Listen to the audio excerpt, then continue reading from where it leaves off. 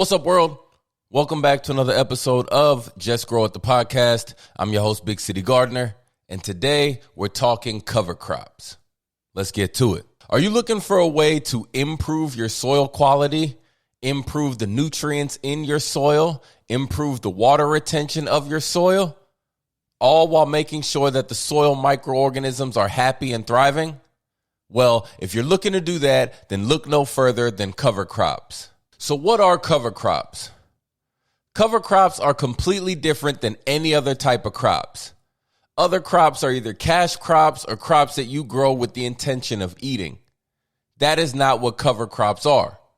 Cover crops are grown for the health and benefit of our soil. Cover crops are something that we plant in our garden to make sure that we do not have any bare soil.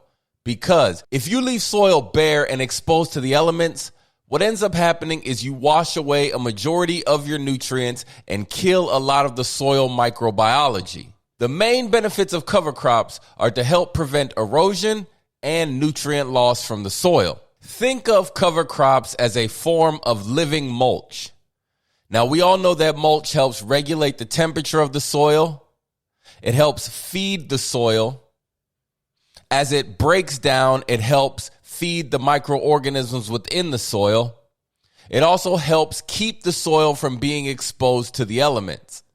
Well, cover crops do the exact same things and more. Cover crops also help smother weeds, control pests, control disease, and help your soil retain moisture. Not to mention that cover crops will also help increase the biodiversity within your garden or farm. So, how do cover crops work? Every time we plant something in our garden, whether it be tomatoes, radishes, beets, carrots, lettuce, it doesn't matter. It is drawing nutrients from the soil. Each crop will draw a different nutrient from the soil. After we harvest our crops, we need to make sure that we are returning the nutrients back to the soil. And that's something that you get from cover crops. Now, there are many different types of cover crops that you can plant in your garden. How do you know which ones to plant?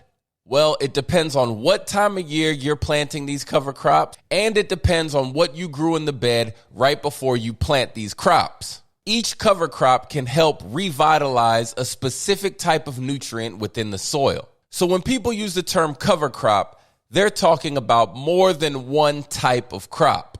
Now, the cover crop you decide to plant also is determined by how long you plan on leaving it in your garden.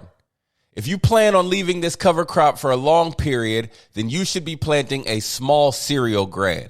I'm talking oats, rye, barleys, or other grains like that. If you plan on cover cropping for a short period of time, then we need a fast maturing green cover crop. These quick growing cover crops will help outcompete the weeds in your garden. Examples of quick growing cover crops are things like buckwheat and peas. Now, one of the secrets when it comes to cover cropping is to make sure you allow the plant to mature as long as possible. But you want to make sure you get to it and cut it down before it creates its seeds. Because if we allow the seeds to form, those seeds will fall, the plant will self-seed, and then you end up in a cycle that you definitely don't want to be in. So since cover crop is the equivalent of a living mulch, at some point in time, we're going to have to kill this cover crop.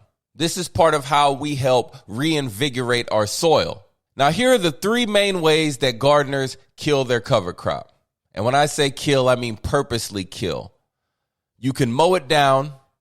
You can grab your weed eater and just chop it down. Or you can grab a big pair of loppers and cut it all down.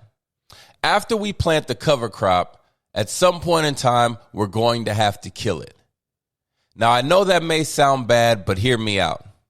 Our goal is to plant these oats or grains and allow them to grow in our soil. But the magic of the cover crop really happens when we work this green material back into our beds.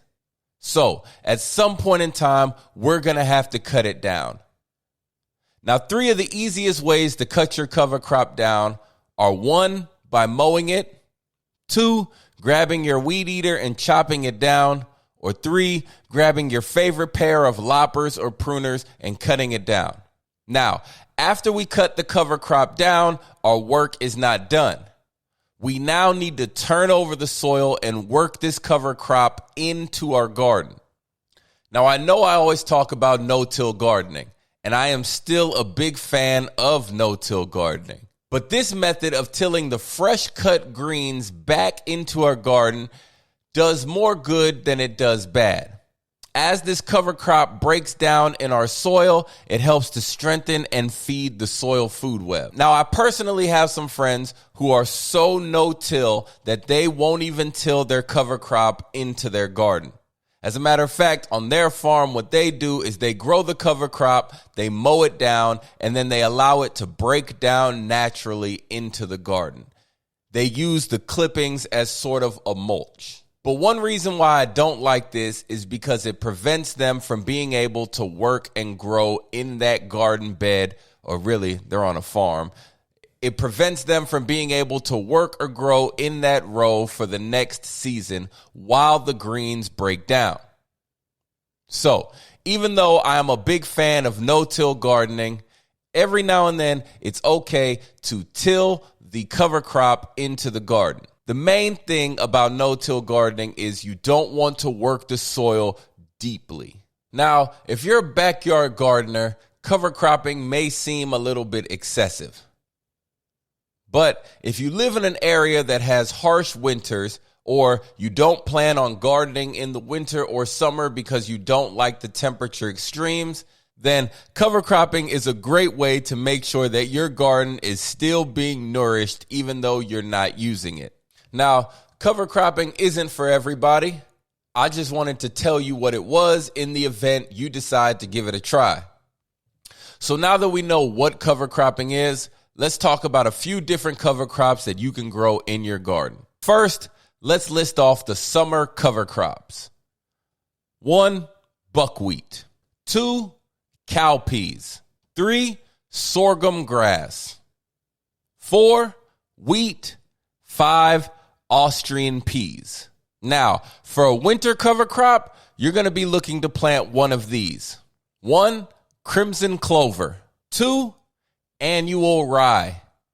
3, hairy vetch. 4, wheat. 5, Austrian peas.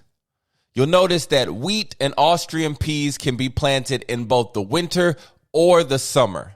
Now remember, cover crops are often used during time periods when the temperatures don't really allow us to be out in the garden, when it's extremely hot in the summer or it's extremely cold in the winter. Rather than leaving your soil exposed to the elements, you should just cover crop it or mulch it. If you don't know all the benefits of mulch, make sure you check out the Just Mulch It episode of the Just Grow It podcast. That's it for today's episode. If you found this valuable, you know what I need you to do. Tell a friend, tell two. And don't forget, I'm still on a mission to turn this into a top 10 gardening podcast, and I can only do that with your help. So if you found any value in this, give me a like, give me a follow, and leave me a 5-star review wherever you listen to podcasts. Until next time, just grow it. Before I let you go, I need you to do more than one thing. First, I need you to like, comment, subscribe to the podcast. Second, I need you to tell a friend or two about the show if you enjoyed it. And if you have anybody you think I need to talk to, I should interview, send the name over, put it in the comments, or send me an email, igrow@BigCityGardener. And check me out, man, on Instagram and on all social media platforms, Big City Gardener. We out. Oh, almost forgot. Just grow it.